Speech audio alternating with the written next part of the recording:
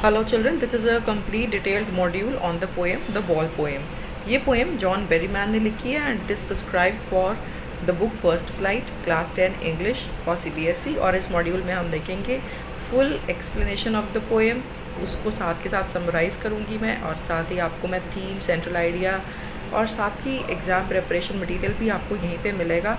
इस वीडियो को ध्यान से सुने, आपको बहुत सारा कंटेंट मिलने वाला है and you are going to learn about poetic devices in everything, जो भी एग्ज़ाम में इसके लिए इसमें से टेस्ट हो सकता है। So let's proceed and let's begin the poem the ball poem. In this poem you have to understand कि एक बॉल के गुम होने की बात है। मैंने इस पोएम का टेक्स्ट आपको स्क्रीन पे मैं फ्लैश कर रही हूँ। So let's read the poem first of all.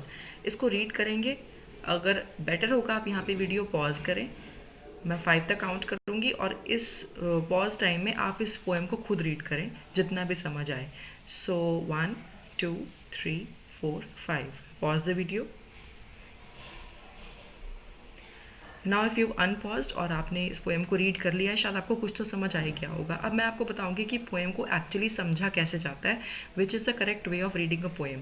If you notice I have given some spaces, मैंने स्पेसेस ऐड कर दी। आपकी टेक्स्ट बुक में इतने स्पेसेस नहीं है पोएम की लाइन्स में, ये स्पेसेस मैंने पंचुएशन के अकॉर्डिंग ऐड किए हैं। और पोएट्री को हमेशा पंचुएशन टू पंचुएशन ही रीड किया जाता है, तभी आप इसकी सेंस को, इनकी लाइन्स की सेंस को समझ सकते हो। So we are going to take up the poetic devices also after this, क्योंकि हम इसको पंचुएशन टू पंचुएशन रीड करेंगे तो इसका एक मेन समरी यहाँ पे आपको मिलेगी।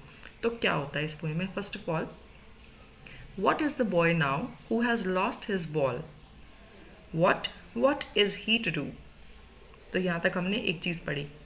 तो बात हो रही है बॉल के गुम होने की, और जिस बॉय ने वो बॉल गुम कर दी है, बॉय का एक टॉय है, एक लड़के का, बॉल से वो प्ले करता है और वो गुम हो गई है। जब गुम होने के बाद अब वो क्या करेगा, पोएट हमसे पूछता है। So poem begins on a question.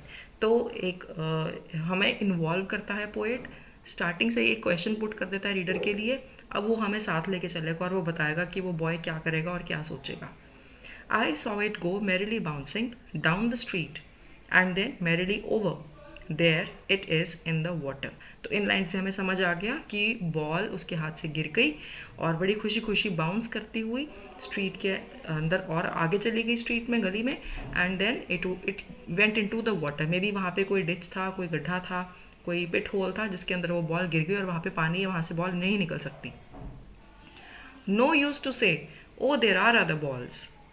An ultimate shaking grief fixes the boy as he stands rigid, trembling, staring down all his young days into the harbor where his ball went. Now in lines में है कि इस boy को अब हम ये नहीं कह सकते कि अरे और भी बॉल्स हैं, कोई बात नहीं, बहुत कुछ है। लेकिन दूसरा, इस बॉय का अभी स्टेट ऑफ माइंड क्या है? बहुत शेक कर रही है उसकी बॉडी, वो नर्वस है, घबरा गया, वो दुखी हुई है, ही इज़ सैड और ही इज़ डम स्ट्रक। वो वहाँ पे फिक्स होके खड़ा हो गया, वो सोच रहा है अब मैं क्या करूँ, मेरी बॉल तो गई। रिजिड है वो वहाँ से जाना भी नहीं चाहता अपनी बॉल को छोड़ के। ही इज़ ट्रेमलिंग, वो डरा हुआ है, शायद उसको maybe he is going to get scolded, उसको शायद बड़े डांटेंगे भी। स्टेयरिंग डाउन, वो अपने उस बॉल के गुमे हुए उस रास्ते को जहाँ से उसकी बॉल गुम हुई, उस रास्ते को पूरे को देख रहा है। और इसके साथ साथ all his young days into the harbour where his ball went, और उस बॉल ने उसके साथ उसका सारा चाइल्डहुड भी, उसका वो सारी की सारी पास्ट मेमोरीज भी साथ ले गई है। वो मेमोरीज जिनमें वो उसकी यादें हैं कि अब तक उसने बॉल से इतने साल तक, for so many days he had played with the ball, so every object has memories associated with it. I would not intrude on him a dime, another ball is worthless. अब poet कहता है मैं यहाँ पे उसको छेड़ूंगा नहीं, मैं चाहता हूँ कि वो इस मोमेंट को ही लेकर जिए, मैं इसमें बीच में इंटरफेयर नहीं करूँगा। उसको मैं कुछ, I can give him some money, एक डाइम दे सकता हूँ, डाइम एक कॉइन करेंसी होती है, I can give him some money, I can get him another ball, but that is useless. वो क्यों है हम आगे डीप एक्सप्लेनेशन में देखेंगे। Now he senses first responsibility in a world of possessions. अब उसको एहसास होगा कि रिस्पॉन्सिबिलिटी क्या होती है किसी चीज़ को संभाल के रखने की। People will take balls, balls will be lost always, little boy and no one buys a ball back. तो लोग बॉल्स खरीदते हैं, वो गुम भी होती हैं बच्चे, and no one buys a ball back, और आपकी एक गुमी हुई चीज़ को कोई दोबारा वही चीज़ दोबारा से नहीं खरीदता। तो इसका क्या डीपर मीनिंग है, I will tell you in the explanation. Money is external, money एक बाहर की बात है, या वो हर बात में मनी के अकॉर्डिंग हम नहीं सोच सकते. He is learning well behind his desperate eyes the epistemology of loss, how to stand up knowing what every man must one day know and most know many days how to stand up. तो वो कहता है कि इसी experience से उस boy ने सीखा, वो सीखने लग गया. वो क्या सीख रहा है? Well behind his desperate eyes. हाँ, बेशक उसकी आंखें दुखी हैं, his eyes are desperate, but उसने एक चीज़ सीखी, that is the science of losing, the art, the knowledge of learning about losses. की घाटों से भी हमने, लॉसेस से भी बहुत कुछ सीखना है, ये आज उसने सीखना शुरू किया. और इसके साथ हम क्या सीखते हैं? How to stand up. Loss के बाद भी हमें दोबारा कैसे खड़े होके we have to continue the life. और हमने ये बातें सबने सीखी हैं अपनी अपनी लाइफ में. सो आज उसने भी वो सीख लिया जो सबने सीखा हुआ है. And we all have learned how to stand up after losses. So the theme of the poem is all about losses. फटाफट से अभी हम पोएटिक डिवाइसेस करेंगे. पूरी इस पोएम के अंदर एंजाम्पमेंट यूज़ हुई है. मैंने आपको और भी अपनी पोएम्स की वीडियोस में एक्सप्लेन किया है. एंजाम्पमेंट होता है जब एक लाइन से दूसरी लाइन तक मीनिंग समझने के लिए हमें 2-3 लाइन्स इकट्ठी पढ़नी पड़ रही हैं. You can well notice I saw it go, जो मेरी थर्ड लाइन यहाँ पे सेकेंड लाइन है, बेसिकली उसको सेकेंड हाफ है सेकेंड लाइन का, वहाँ से लेके there it is in the water. मैं अगर इन सेकेंड, थर्ड और फोर्थ लाइन को इकट्ठा रीड करते हैं then only we can understand the meaning. तो जब किसी लाइन को समझने के लिए एक से ज़्यादा लाइन्स को एक साथ पढ़ना पड़े then we say enjoyment is use. This is our first poetic device. Metaphor है, इसमें कंपैरिजन है, तो दो चीज़ों को कंपेयर किया हुआ है. तो आप देख सकते हो कि बॉय के यंग डेज को चाइल्डहुड के साथ एसोसिएट किया गया है. तो लॉस्ट बॉल एक एग्जाम्पलीफाई करती है, एग्जाम्पल की तरह स्टैंड होती है उसके चाइल्डहुड का. जब बॉल गई पानी में तो उसको ऐसे लगा कि मेरा चाइल्डहुड ही, मेरा पास्ट लाइफ ही सारी की सारी पानी में चली गई और वो मुझसे दूर हो गई है. I have lost it all together. तो बॉल को कंपेयर किया गया है उसके चाइल्डहुड पास्ट डेज के साथ. तो ये मेटाफर है. Transferred epithet, desperate eyes. अब ट्रांसफर्ड एपिथेट क्या होता है? अगर आपको इसकी और डिटेल चाहिए कि क्या होता है, मेरी पूरी की पूरी एक वीडियो है पोएटिक डिवाइसेस पर. आपको अभी एक लिंक फ्लैश हो रहा है उसके बारे में, आप उस ऊपर राइट हैंड साइड पे आप उसको देख सकते हो. वैसे उसका लिंक डिस्क्रिप्शन बॉक्स में भी अवेलेबल है अगर आपको पोएटिक डिवाइसेस की वीडियो देखनी हो. सेकेंडली आप देखिए ट्रांसफर्ड एपिथेट क्या है? Eyes desperate. तो आइज़ तो सिर्फ एक ऑर्गन है हमारी बॉडी का, वो डेस्परेट, उसमें फीलिंग्स आ गई हैं, जबकि डेस्परेट फीलिंग एक ह्यूमन की है. तो आइज़ को हमने एक एडजेक्टिव बना के दिया है साथ में डेस्परेट का. तो this is transferred epithet. Symbolism है पूरी की पूरी.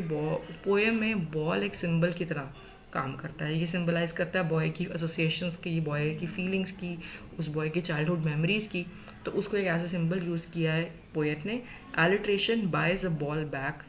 3 वर्ड्स हैं, ब साउंड से शुरू हो रहे हैं. Buys ball back, this is alliteration. Reputation 2 words are same. Very second line what and balls.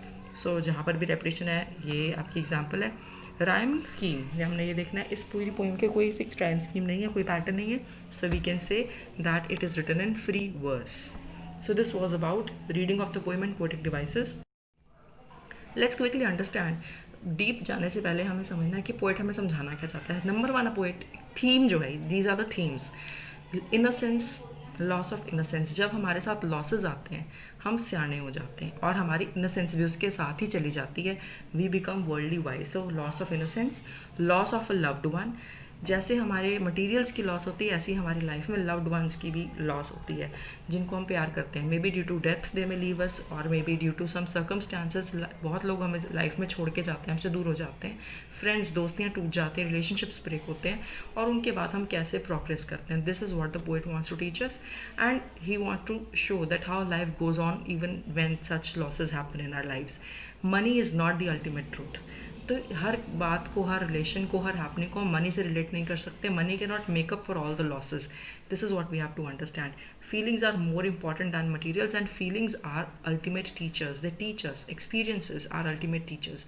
तो ये हमें देखना है. थर्ड थीम है acceptance is the key to emotional stability and progress. जितना जल्दी हम अपनी लाइफ के लॉसेस और प्रॉफिट्स को, गेंस को और एक्सपीरियंसेस को हम एक्सेप्ट करेंगे, हाँ ये हुआ, ये हो गया, नाउ व्हाट नेक्स्ट. अगर हम इस व्हाट नेक्स्ट वाले मोड पे आएंगे only then we'll be able to progress, we'll be able to proceed with our plans. I hope you're liking my classes.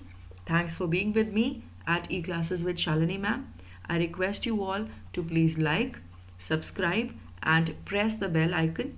If you do that, your gesture is going to really motivate me so that I create more such videos and bring more useful content for you. Thank you so much.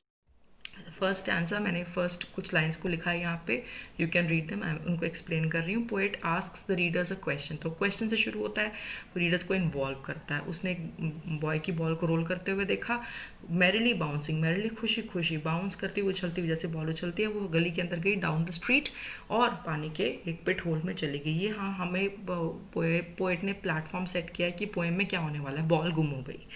उसके आगे next poet क्या करता है, अब जब ball गुम जाती है तो बड़े क्या करते हैं, यूजुअली जैसे अरे भाई अरे बहुत सी बॉल्स हैं, फिर क्या हो गया और लेना, फिर क्या हो गया. बट एक चाइल्ड के लिए हर एक मटेरियल के साथ मेमोरीज एसोसिएटेड होती हैं, तो बच्चा उसको वही बॉल टिपिकल चाहिए, even if he gets another one which is like him. But every scratch on the ball, or every, you can say, every mark on the ball has associated feelings and memories associated.